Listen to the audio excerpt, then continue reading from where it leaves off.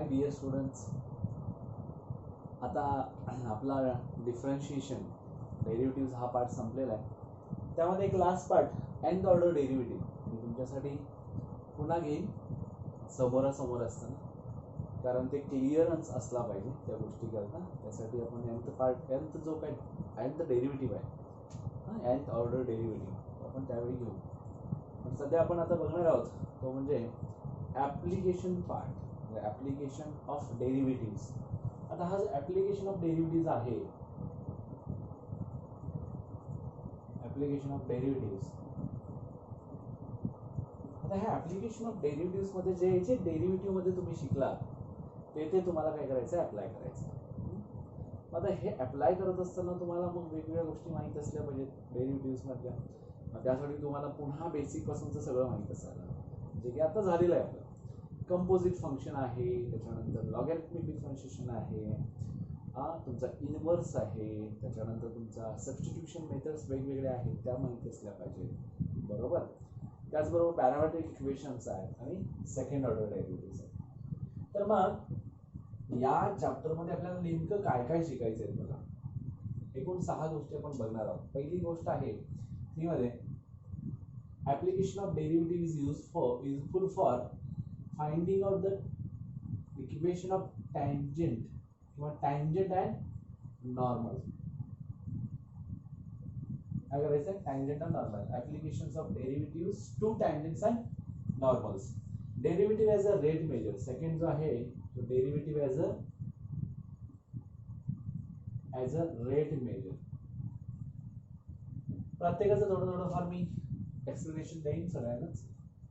3 नंबरची गोष्ट आहे ती म्हणजे अप्रॉक्सिमेशन व्हॅल्यूज. अप्रॉक्सिमेशन आपण असं म्हणतो, अप्रॉक्सिमेशन.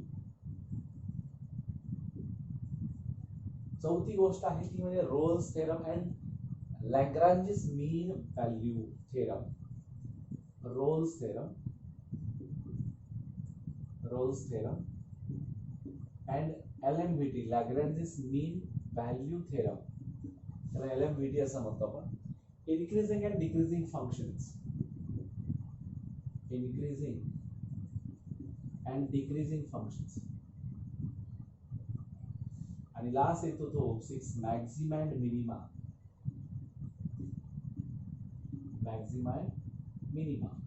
आता याच्यामध्ये पहिली गोष्ट जी आहे tangent and normal. Tangent and normal म्हणजे काय, एखादा कर्व आहे, बरोबर आहे.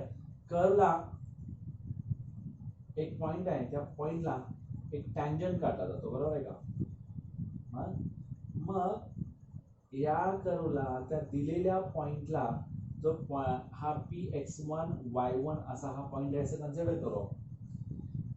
या टँजंटचे इक्वेशन आपल्याला काढायचं.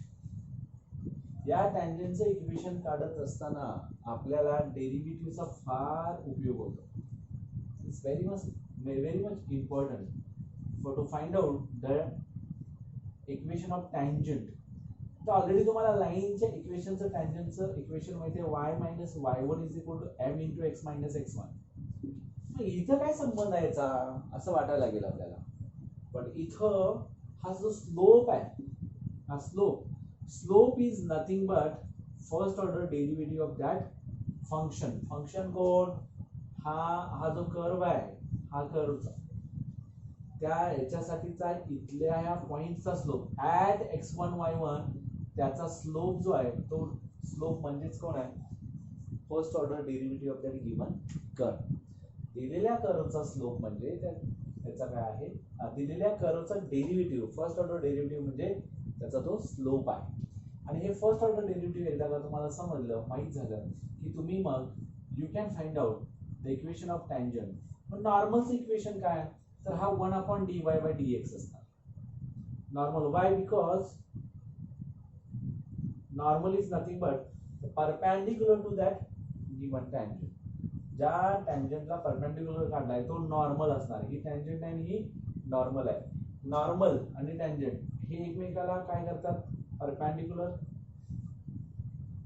आता परपेंडिक्युलर इंटरसेक्ट करतात, एकमेकांना परपेंडिक्युलर आहे, तर डेफिनेटली हा काय होणार आहे, -1/dy/dx. जो स्लोप आहे तो -1/m होणार आणि m is nothing but here dy/dx.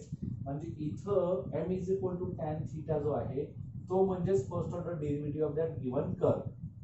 या ठिकाणी आपण कर्व हा शब्द यूज करतोय, हे सगळ्यात महत्वाचं आहे. आणि मग कुठलाही कर्व घ्या, कोणताही कर्व घ्या, तो कर्व जो आहे त्याचा derivative, for example x square plus y square is equal to a square घेतला तर याचा हा जो कर्व आहे हा सर्कलचा कर्व आहे. याला तुम्हाला एखाद्या पॉइंटला टँजंट काढायचा असेल, तो पॉइंट माहित असेल, then you can find out by using derivative. First order derivative काढा, दिलेला डेरिव्हेटिव्ह म्हणजे त्याचा स्लोप असणार आहे आणि यू कॅन यूज हिअर. म्हणजे हा काय येणार आहे 2x plus 2y is equal to काय होईल 0. म्हणजे आता 2x plus 2y divide by x differentiating with respect to x जर केला, याला डिफरन्शिएट केला with respect to x, x स्क्वेअरचा 2x येईल, y स्क्वेअरचा 2y डिवाइड बाय dx होईल आणि मग a स्क्वेअरचा 0 होईल. मग 2y divide by dx is equal to काय होईल मायनस 2x होईल. मग dy बाय dx काय होईल minus 2x upon 2y, 2 get cancel, minus x upon y is a slope. आणि ऍट दॅट पॉइंट म्हटलं तर x1 आणि y1 तुम्हाला दिला जाणार आहे, तो x आणि y मध्ये व्हॅल्यू टाकायची, तो तुम्हाला मिळालेला स्लोप इथं टाकायचा, y1 आणि x1 माहिती असतो, त्याच्यावरून you can get the equation of tangent. अशा पद्धतीचे अनेक कर्व तुम्ही या ठिकाणी काय करू शकता, यूज करू शकता आणि या कर्व वरून तुम्हाला टँजंट आणि नॉर्मलचे इक्वेशन फाइंड आउट करता येतं. हे झालं पहिली गोष्ट. सेकंड थिंग काय आहे, second thing derivative as a rate measure. आता रेट मेजरचा अर्थ आपण पहिले हे दोन गोष्टी क्लिअर करू आणि त्याच्यानंतर मग पुढे पुढे आपण हळूहळू जात राहू. आता या ठिकाणी बघा derivative as a rate measure, rate measure करतो याचा अर्थ काय, समजा एका पॉन्डच्या बाजूला बसलाय, तलाव आहे तुमच्या बाजूला, तुम्ही विहिरीत सध्या आंघोळीला वगैरे जात असाल उन्हाळ्यामध्ये, तर कडेला बसल्यानंतर साहजिकच आपल्या हाताला एखादा दगड लागला तर आपण काय करतो त्या पॉन्ड मध्ये टाकतो, बरोबर ना. त्या पॉन्ड मध्ये टाकल्यानंतर काय होतं, असे सर्क्युलर रिपल्स फॉर्म होतात, बरोबर आहे का. बघा तुमच्या मनात आला असेल की सर पाण्यात दगड टुबुक करून आवाज येतो, अगदी बरोबर आहे. टुबुक करून ज्यावेळी आवाज येतो ना त्याच वेळी बघायचा की ते उडलेलं पाणी तिथंच पडतं, त्याचबरोबर आणि तिथून हळूहळू हळूहळू सर्क्युलर रिपल्स फॉर्म होतात, वेव्स फॉर्म होतात. आणि तुम्हाला माहिती आहे की जिथं दगड टाकला तो हा पॉइंट असेल, बरोबर आहे. इफ ए काय stone is drop into a water, into a lake असं म्हटलं तर काय होतात, रिपल्स फॉर्म होतात. इथं काय चेंज व्हायला लागले बघा, काय चेंज व्हायला लागले, काय चेंज होतं इथं, तर रेडियस चेंज व्हायला लागलाय, बरोबर आहे. रेडियस चेंज होत असताना तो कोणाच्या तरी विथ रिस्पेक्ट टू चेंज होत असतोय. कोणाच्या रिस्पेक्टने चेंज व्हायला लागलाय, टाइमच्या रिस्पेक्टने चेंज होतोय. म्हणजे तुम्ही एका सेकंदात किंवा 2 सेकंदात इथं असेल तर 4थ्या सेकंदाला तो इथं जाईल, म्हणजे त्याचा radius changes with respect to time असं म्हटला. म्हणजे x y changes with respect to x म्हणजे dy बाय dx असं म्हणतो. Radius changes with respect to time म्हटलं तर dr बाय dt म्हणतो. बर r चेंज व्हायला आहे, r चेंज होता होता हा काय आहे त्याचा सर्कम्फरन्स आहे. सर्कम्फरन्स ऑल्सो चेंजेस, बघा रेट चेंज व्हायला आहे, मेजर चेंज व्हायला आहे with respect to another thing. एक गोष्ट दुसऱ्या गोष्टीवरती अवलंबून आहे, बरोबर आहे ना. आता म्हणजे काय आलेलं आहे, DC is changes with respect to काय व्हायला आहे, रेडियस व्हायला आहे. हा रेडियस बरोबर सर्कम्फरन्स जसा चेंज होतोय तसा त्याचा काय चेंज व्हायला लागलाय, एरिया पण चेंज व्हायला लागलाय, वाढत निघालाय. म्हणजे काय d a with respect to t r, म्हणजे काय a with respect to r, area changes with respect to radius. मग तुम्हाला area with respect to time काढायचं असेल तर या दोन गोष्टी येतात, d a upon t r into d r upon d t. इथं आपल्याला काय यूज करायचं आहे, chain rule, composite rule use करायचा आहे. एक डायरेक्ट गोष्ट येते dr बाय dt किंवा da बाय dr वगैरे येते. आणि तुम्हाला समजा area with respect to time काढायचा असेल तर एरिया हा ऍक्च्युली पहिल्यांदा सगळ्यात महत्वाची गोष्ट म्हणजे तो रेडियसवर डिपेंड करतोय आणि with changes with respect to radius आणि radius changes with respect to time. That's why we can say that area changes with respect to time. अशा पद्धतीने तुम्हाला जिथं एक्झाम्पल ज्या पद्धतीने विचारलंय त्या पद्धतीने तुम्हाला हे काढता येतं. बरं, मग हे सगळं कशाच्या संदर्भात आहे? मग तुमचा कोण असेल, त्याचा व्हॉल्यूम असेल, व्हॉल्यूम विथ रिस्पेक्ट टू काय असेल, हाईट असेल, रेडियस असेल, व्हॉट एव्हर, त्या पद्धतीनं तुम्हाला ह्या इथले एक्झाम्पल्स आहेत ते विचारले जातात. रेट मेजर्स आहेत ते त्या पद्धतीनं तुम्हाला विचारले जातात. मग याच्यामध्ये काय आपण पहिल्या काही गोष्टी ह्या शिकलेल्या आहेत त्याच्यामध्ये, म्हणजे लॉगॅरिथमिक डिफरन्शिएशन वगैरे. आता ऍप्लिकेशन ऑफ डेरिव्हेटिव्हचा जॉमेट्री. आता यामध्ये तुम्हाला एक नवीन जे बुक आले त्याच्यामध्ये जर तुम्ही बघितला तर त्याच्या PDF मध्ये काय काय सांगितलंय. आता सगळ्यात महत्त्वाचं काय, derivative of slope of a line or slope of a tangent to the curve at given point on it. आपल्याला माहिती आहे आतापर्यंत काढलेला आहे. कुठलाही एखादा कर्व घेतला y = f(x), तर याच्याबद्दलचं कंटिन्युटी काय आहे, कंटिन्युअस फंक्शन्स वगैरे तुम्हाला माहित पाहिजे बरं का. यामध्ये वेगवेगळे फंक्शन्स माहित पाहिजेत. मग हा x काय रिप्रेझेंट करतोय. आता बघा, y = f(x) be a continuous function of x representing a curve in xy plane.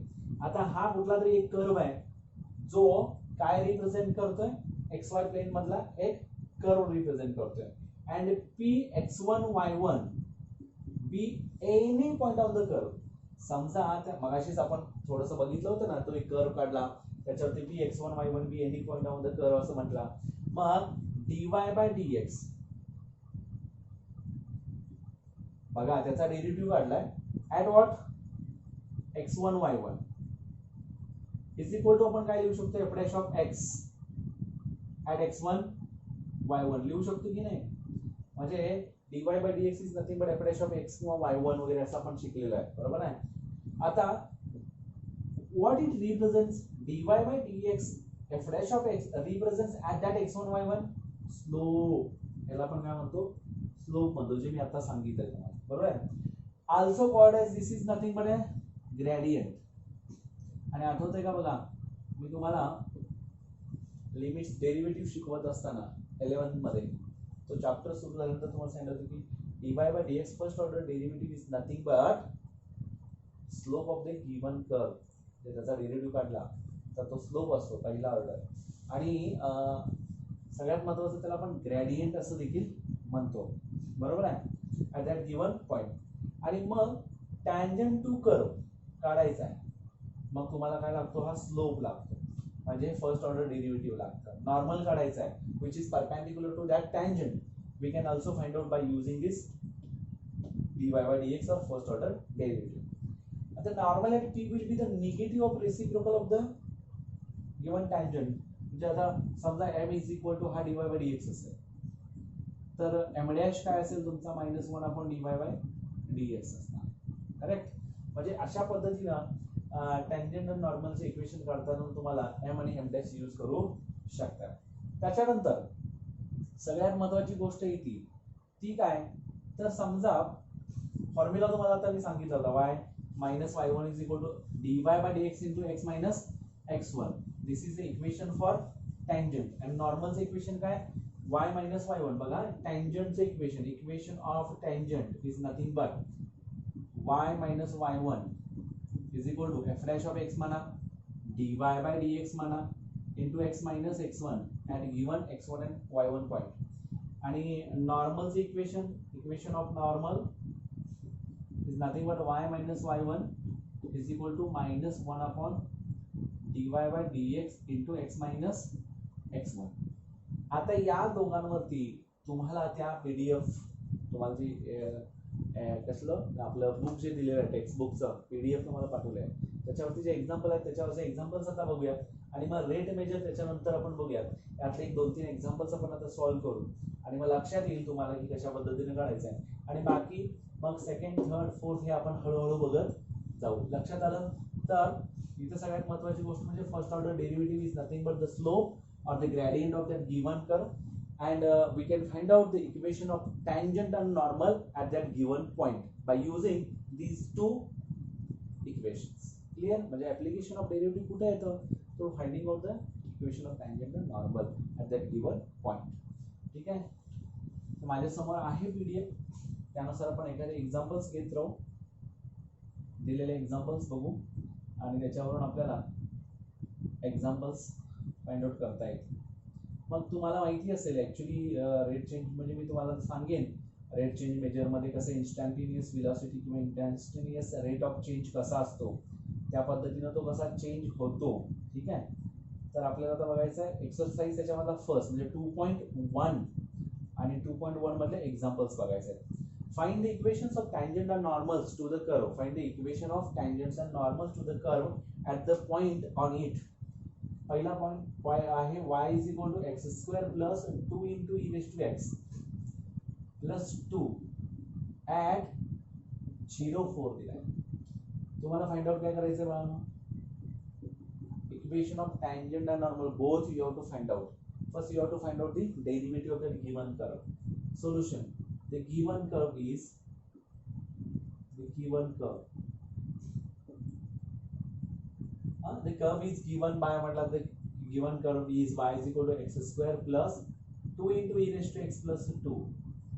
Differentiating with respect to x, we have dy by dx is equal to 2x plus 2 into e raised to x. Correct. Plus तुमचा कोण असणार आहे 0. 2x plus 2 e raised to x dy by dx. आता dy by dx at what 0,4 सांगितलं आहे. 0,4. x ची value 0 टाका, y ची व्हॅल्यू 4 टाका. 2 into 0 plus 2 into e raised to 0. Correct. म्हणजे काय 2 into 1 2 into 0 0 plus 2 into 1. Answer येईल 2. m is equal to dy by dx at 0,4 is equal to 2. We consider as a m and minus 1 upon m is equal to minus 1 by 2. This is first and this is second. Correct. Now equation of tangent at a given point is given by y minus y1 is equal to m into x minus x1. इथं write down करायची गरज नाही आहे. If you consider here let m is equal to dy by dx at 0,4 is equal to 2, then you have to write down as it is y minus y1 is equal to m into x minus x1. समजा तसं लिहायचं नसेल तर हा असंच ठेवा dy by dx and you have to use the dy by dx. y minus y1, what is y1 here 4 is equal to m2 in bracket x minus 0. y minus 4 is equal to 2x. Therefore 2x minus y plus 4 equal to 0 is the required equation of tangent. Is the required equation of tangent. हे लक्षात आलं. त्याच्यानंतर equation of normal is given by y minus y1 is equal to minus 1 upon m into x minus x1. y minus 4 is equal to minus 1 by 2 into x minus 0. y minus 4 is equal to minus half into x. 2 इकडे consider 2y minus 8 is equal to minus x. Minus x इकडे ना x plus 2y minus 8 equal to 0 is the required equation of normal at that given point. समजाले का बघा. सगळ्यात simple part आहे application of derivatives मधला हा सगळ्यात पहिला part. Find the equation of tangent and normal. You have to know the equation of tangent and normal आणि त्याच्यानुसार दिलेला कर्व आहे त्या कर्वचा डेरिव्हेटिव्ह काढा. पहिल्यांदा डेरिव्हेटिव्ह काढल्यानंतर त्याच्यामध्ये एक्स आणि वायच्या व्हॅल्यू सबस्टिट्यूट करा म्हणजे तुम्हाला त्याचा स्लोप मिळेल. ज्या ठिकाणी तुम्हाला टँजेंट किंवा नॉर्मल फाइंड आउट करायचं आहे त्या पॉईंटवरती त्या पॉईंटवरचे हे तुम्हाला मिळालं एल दॅट इज स्लोप आणि दोन्ही स्लोप मिळाले. त्याच्यामध्ये टँजेंट आणि नॉर्मलचं इक्वेशन टाकून व्हॅल्यू सबस्टिट्यूट करा. ते व्हॅल्यू सबस्टिट्यूट केल्यानंतर तुम्हाला हे आन्सर मिळेल. These are the required equation of tangent and normal. Similarly दुसरं इक्वेशन बघू आपण.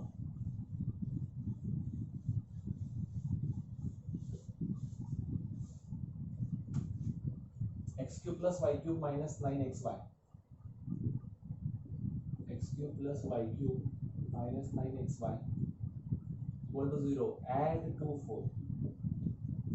आता बघा हा डिफरन्शिएटिंग विथ रिस्पेक्ट टू काय करा, x करा.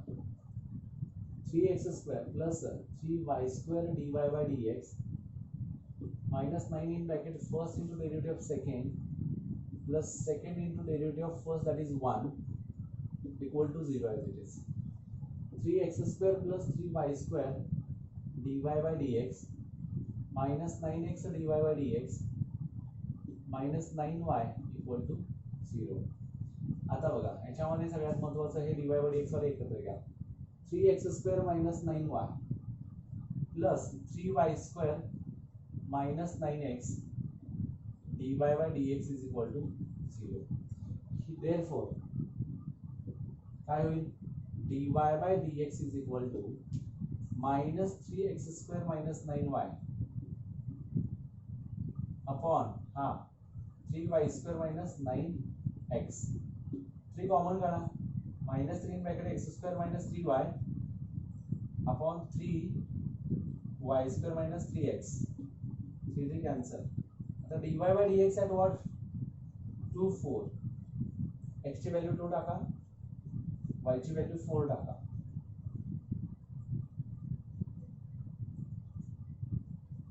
x square means 2 चा स्क्वेअर 4 minus 3 4 चा 12, y square म्हणजे 4 चा स्क्वेअर 16 आणि 2 3 चा 6. काय झाला बघा, minus 8 upon 10 म्हणजेच काय minus 4 by काय होईल 5. and this is nothing but m.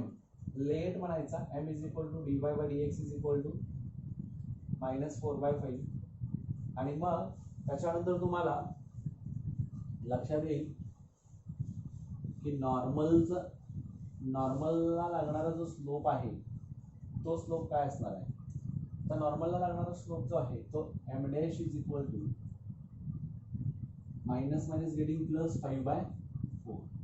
Therefore equation of tangent at a given point, I will y minus y1 is equal to m into x minus x1.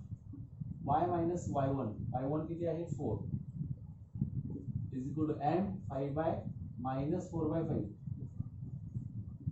x minus x1. Clear? इथे आहे minus 4 by 5. 5 ने multiply करा, 5y minus 20 is equal to minus 4x plus 8. 5y minus 20 is equal to minus 4x minus minus getting plus 8. 4x plus 5y minus 28 equal to 0 is a required equation of tangent. And then equation of normal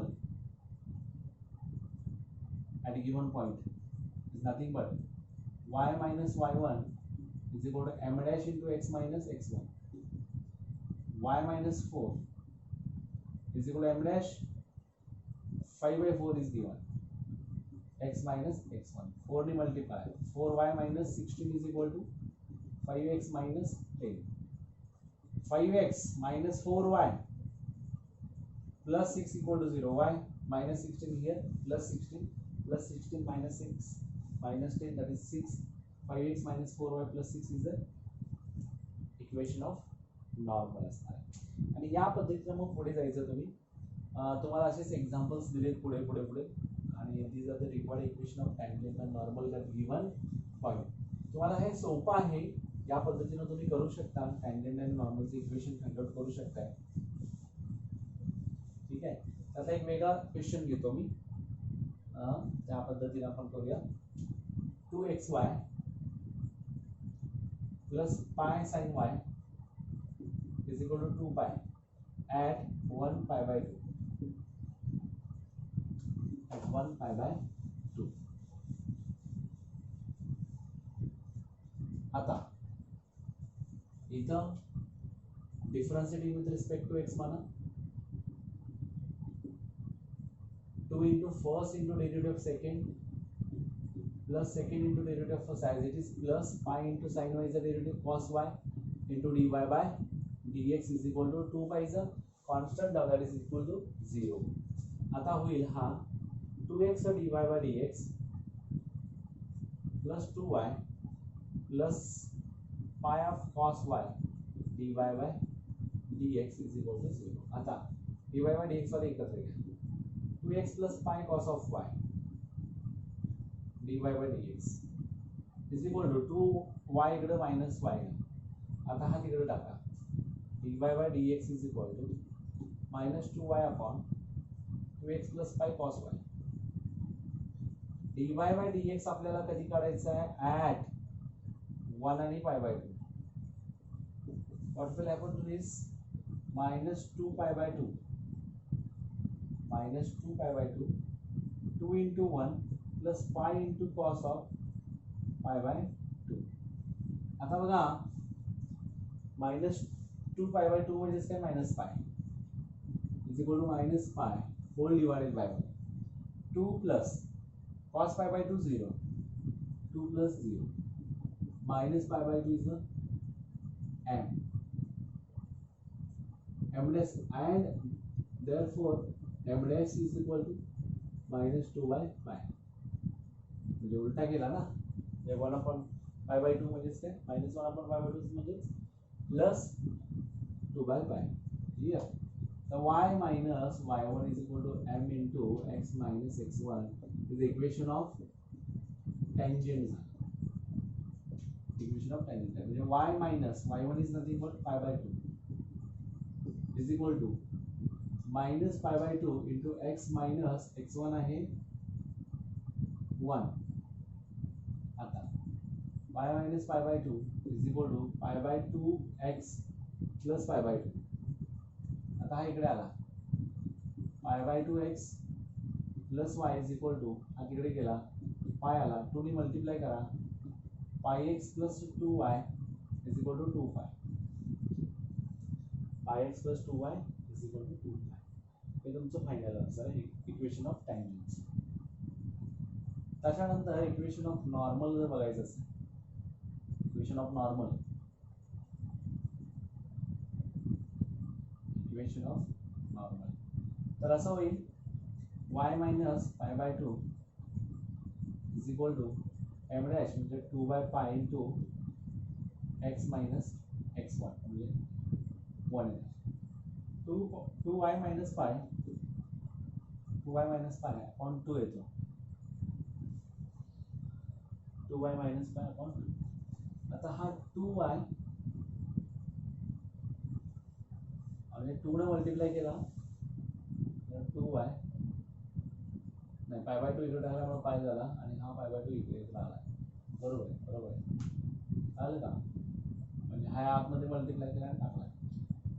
2 पाय minus Y upon 2, तो तिकडे गेला. Clear? किंवा हा आतमध्ये गेला, त्या पद्धतीने करू शकता. Is equal to 2x by pi minus 2 by pi. आता आहे असा राहू दे, y minus pi by 2 is equal to 2x by pi minus 2 by pi. तिकडे न्या, 2 by pi minus pi by 2 is equal to 2x upon pi minus y. आता पायने multiply करा, 2 minus pi square by 2, 2 Payne multiply केला तर 2 2 जा 4, 2 Payne multiply 2 2 जा 4, 2 Payne multiply केला तर pi square is equal to 4x minus 2 pi Y. तिकडे जाईल तर काय होईल तिथं, एक्स आणि वायच्या फॉर्ममध्ये 4 मायनस पाय स्क्वेअर म्हणजे पाय स्क्वेअर मायनस 4 तसं घेतला तरी चालतं. म्हणजे 4x minus 2y, 4x minus 2y is equal to 4 minus pi square. Is the required equation of, म्हणजेच काय होईल, इकडे आलं pi square minus plus pi square minus 4 equal to 0 is the required equation of a tangent. अशा पद्धतीनं तुम्ही वेगवेगळे examples आहेत, तुम्हाला पॅरामेट्रिक इक्वेशन वगैरे आहे.